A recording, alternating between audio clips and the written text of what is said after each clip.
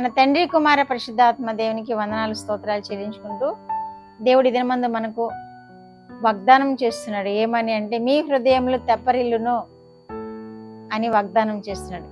తెప్పరిల్లడం అంటే మనం ఏమైనా చాలా ఇబ్బందికర పరిస్థితులు ఎదుర్కొంటున్నప్పుడు మనము సేదతీరాలని ఆశపడుతూ ఉంటాం.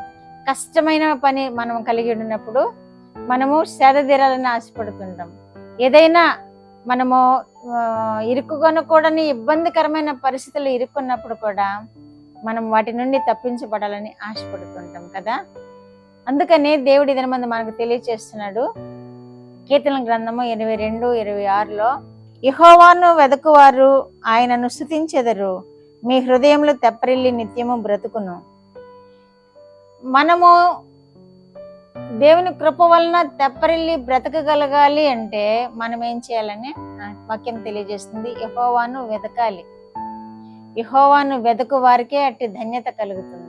యెహోవాను నిత్యము ప్రార్థనలు చేస్తూ యాచనలు చేస్తూ ఆయనను హత్తుకొని జీవించిన వారికే ఏ ప్రమాదం లేకుండా వారిని తెప్పరిల్ల చేస్తాడు దేవుడు. వారికి ఏ కీడు సంభవించకుండా వారిని తెప్పరిల్ల చేస్తాడు దేవుడు. కీర్తన గ్రంథము 107:7లో కూడా, కీర్తన గ్రంథము 107:7లో కూడా, ఏలయనగా ఆశగల ప్రాణమును తృప్తిపరచును అని వాక్యం తెలియజేస్తున్నారు.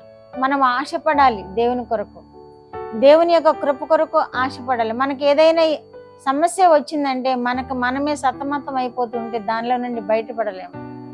ఏదైనా ఇంట్లో సమాధానం లేని పరిస్థితి వచ్చినప్పుడు మనమే సతమతం అయిపోతూ మనమే ఇబ్బందికరమైన పరిస్థితిని ఎదుర్కొంటామే, కానీ మనము దాని నుండి తప్పింపబడలేము. ఆశగల ప్రాణాన్ని తృప్తిపరిచే దేవుడు మన దేవుడు ఉన్నాడు. ప్రమాదకరమైన పరిస్థితుల నుండి తప్పించగల దేవుడు మన దేవుడు ఉన్నాడు. నిశ్చయముగా ఆపత్కాలం నుండి నేను తప్పిస్తానని వాగ్దానం చేస్తున్నాడు. ఆయన ఆకలి కొన్న వారికి తృప్తిపరచునని కూడా తెలియజేస్తున్నాడు. మనం ఏమైనా ఇరుకు వంటి సమస్య, ఏదైనా తీర్చుకోలేనటువంటి ఇబ్బందికరమైన సమస్య వచ్చినా గానీ మనము దేవుని కొరకు ఎదురు చూచినప్పుడు ఆయన మనల్ని తృప్తిపరుస్తానంటున్నాడు, మనల్ని సేదతీరుస్తానంటున్నాడు, మనల్ని కాపాడుతానని వాగ్దానం చేస్తున్నాడు. కనుక మనము దేవుని వైపు చూద్దాము, మన భారం అంతటిని యేసు మీద పెడదాము, యేసుక్రీస్తు వైపు చూద్దాము. ఆయన మన భారాన్ని వహించిన దేవుడు కనుక మన భారాన్ని ఆయన తొలగిస్తాడు, మనల్ని క్షేమస్థితిలోనికి నడిపిస్తాడు. అలాగే 22 కీర్తన 5వ వచనంలో కూడా, నీ యందు నమ్మిక ఉంచి వారు సిగ్గుపడకపోయిరి అంటున్నాడు. వారు నీ యందు నమ్మిక ఉంచి విడుదల నొందిరి, నీ యందు నమ్మిక ఉంచి వారు సిగ్గుపడకపోయిరి అని కూడా తెలియజేస్తుంది. కనుక మనము దేవుని నమ్ముకున్నప్పుడు మనల్ని సిగ్గుపడనీయడు దేవుడు.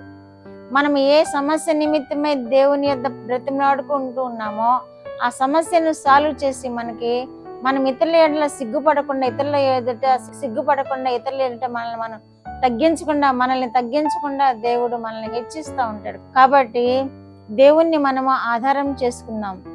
వారు మీకు మొరపెట్టి విడుదల నొందిరి అని వాక్యం తెలియజేస్తుంది. మనం ఎవరమైతే దేవుణ్ణి వెతుకుతామో, దేవునికి మొరపెట్టుకుంటామో వారికి విడుదల కలుగు చేసే దేవుడుగా ఉన్నాడు.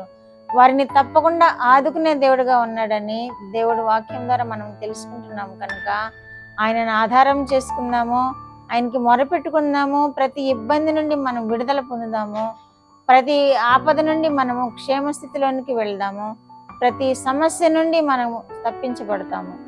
అట్టి కృప మనకు అనుగ్రహించును గాక. ప్రార్థన. మా దేవా, మాకు ఇచ్చిన వాక్యము కొరకు వందనాలు. చూస్తున్న బిడ్డలను కూడా మీరు దీవించండి. వారు ఏమైనా మా ప్రభు భారమైన పరిస్థితులు ఎదుర్కొంటున్నట్లయితే వాటి నుండి విడిపించి వారికి క్షేమమును సౌఖ్యమును దయచేసి మీరు మహిమ పొందమని యేసుక్రీస్తు వారి పేరిట ఈ మనవులు మీ పాదముల ఎద్ద వేడుకుంటున్నాను పరమ తండ్రి. ఆమేన్.